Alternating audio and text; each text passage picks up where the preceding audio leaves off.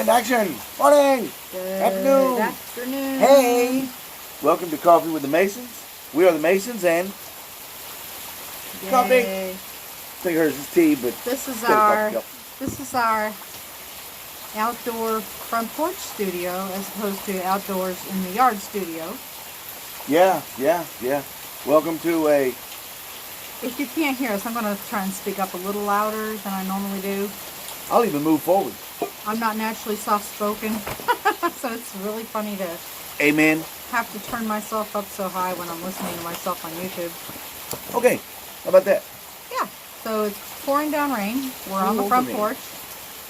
I'm usually on the other side. I've got this big red button in front of my face and I can't see what I'm looking at. I'm sitting on a stool. Okay. Yeah. We have coffee. We have a topic. Do you want to welcome? We already welcomed them. We welcomed them, Okay. but Today's topic is kind of a dual topic.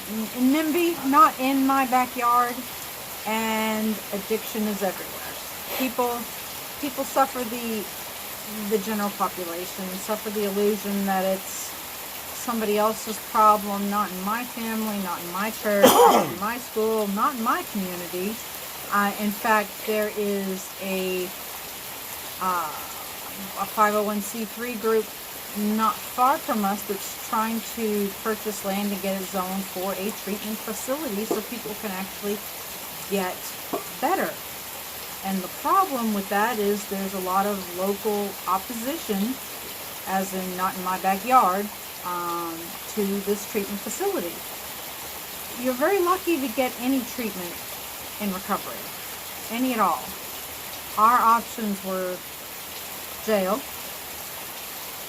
prison. Our options were jail, prison, jail.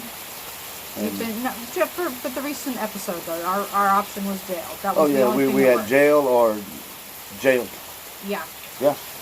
That was his option to get clean, unfortunately. He had one or two other options that he didn't take advantage of while he was using. But there's a lot of people. There's, how do I say this? I got a call from the pastor this morning, and I can't go into details because of privacy issues, but asking for some help for a project of his related to our topic. Yeah. So it's everywhere. That's kind of the, it's in your church, it's in your home, it's probably in your family.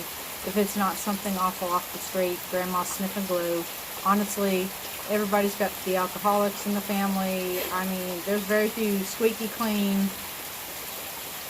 Uncle Joe don't have a problem. Expound. Yeah, unfortunately, society's, Hollywood, whatever you want to call it, public perception of addiction is a crackhead in a comedy where he's, cleaning up somebody's poop for $2. That's not the way drug addiction works. You can almost compare it to a serial killer. In the beginning, drug addicts look just like you. If you don't believe me, then You're not looking.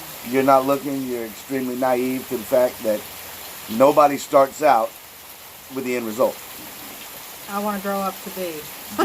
Just like recovery is a journey, so is rock bottom. Rock bottom doesn't happen the first time you use. If that was the case, I would have got help 30 years ago. It's not designed that way.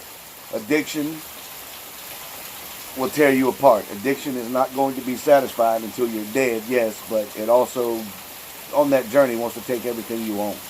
Wants to take your family, your possessions, And your ruin kids, relationships. everything. And ruin relationships. And it's sad knowing that the lack of humanity, the lack of compassion that the human race has is preventing people that, even if 1 out of 10, if 10% of a group of people want to get help, really want to change their stars, change who they are, don't deny them that. Don't think that just because a house full of drug addicts lives next door that you're going to have to go buy a new chainsaw the next day. It's not the way it works. You can take preventive measures to lock your stuff up if you're that paranoid. You really can. Don't deny someone help that really wants help. And if you do that on Saturday and then go to church on Sunday, that's hypocritical. And that's sickening. I would say that the addiction, the journey to rock bottom is really hard on relationships. It is hard on every. Yeah. It's hard on all your relationships, your work relationships, personal relationships, family relationships. Even just an acquaintance will affect. Which is why one of the things that started us on this was trying to destigmatize addiction. I mean, I think it's still one of the few politically correct things you can make fun of is the drug dealer on the corner or the drug addict on the corner. But that being said, don't be naive. It's everywhere. Don't be naive and don't be so selfish to deny someone's help just because you're worried about your screwdrivers missing. Yeah. You don't have to enable. That's a whole different topic. But we just wanted to shoot a short video saying if you're not seeing it, you're not looking. It's everywhere. It's everywhere. I love this woman.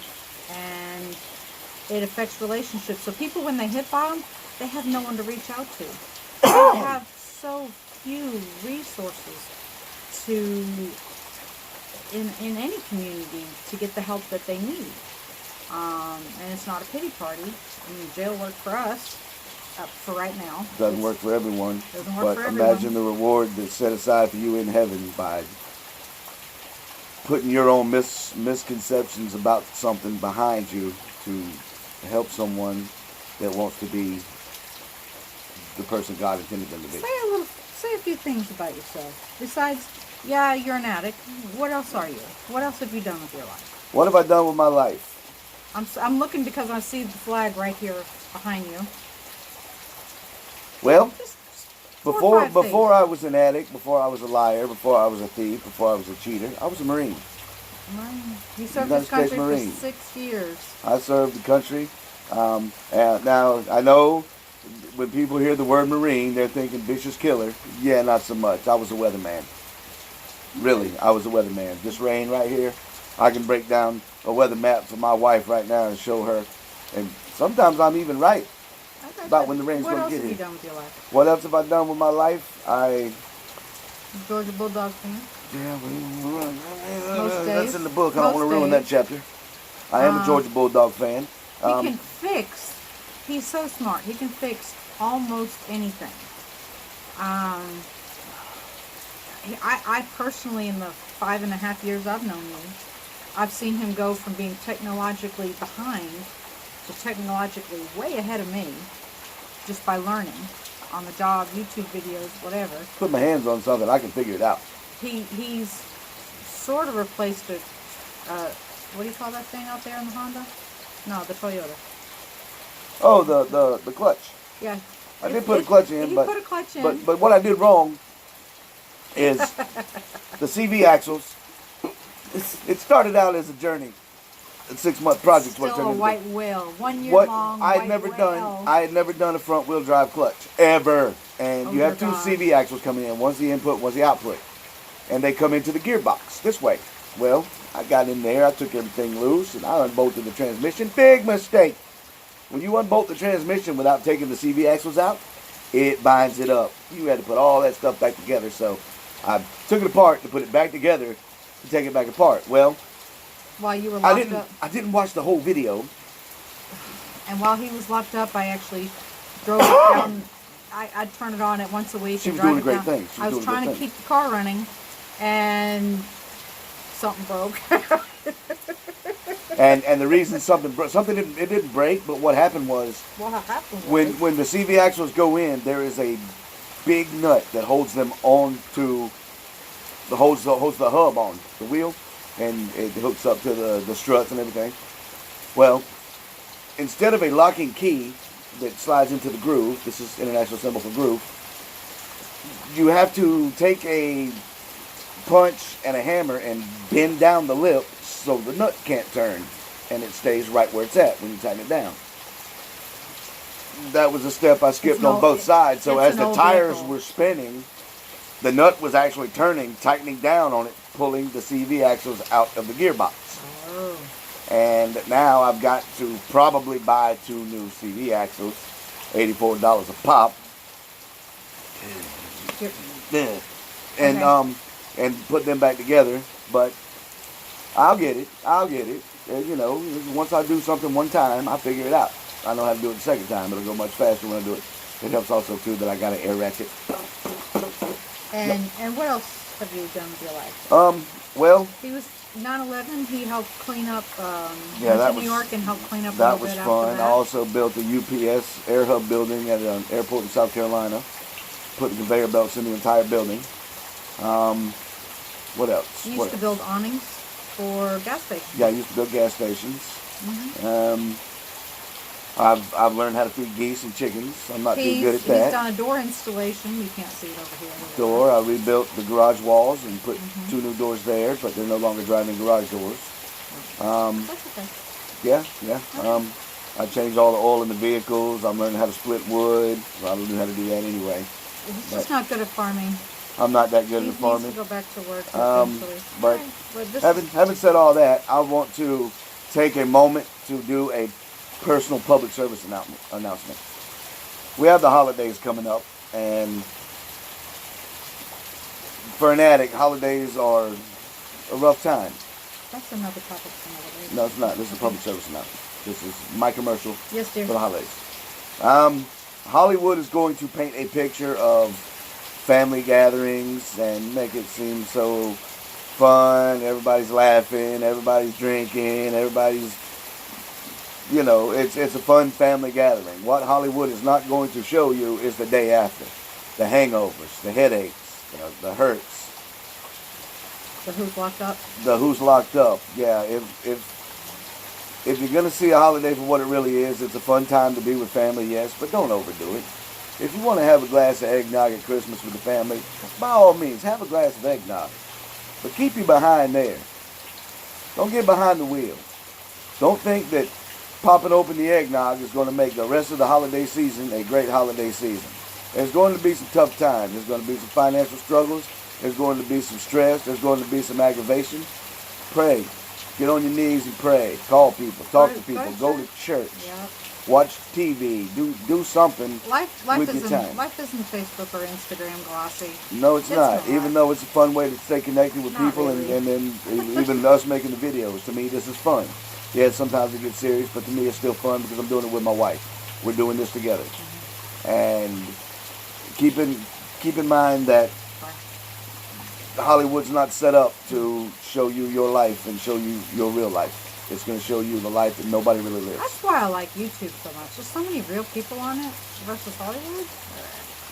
Okay, as we always do, I want to invite you to subscribe to the channel. If you like the video, hit like.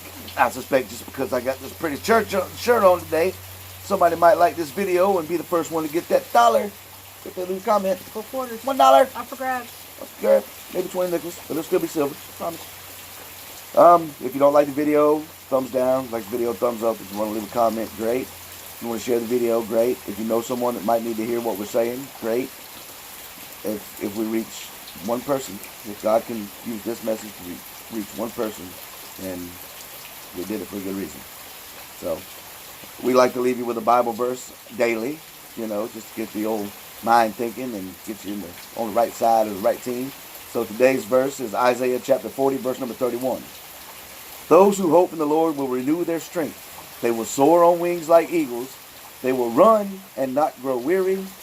They will walk and not be faint. Thanks for watching. Love you guys. God bless you. Bye.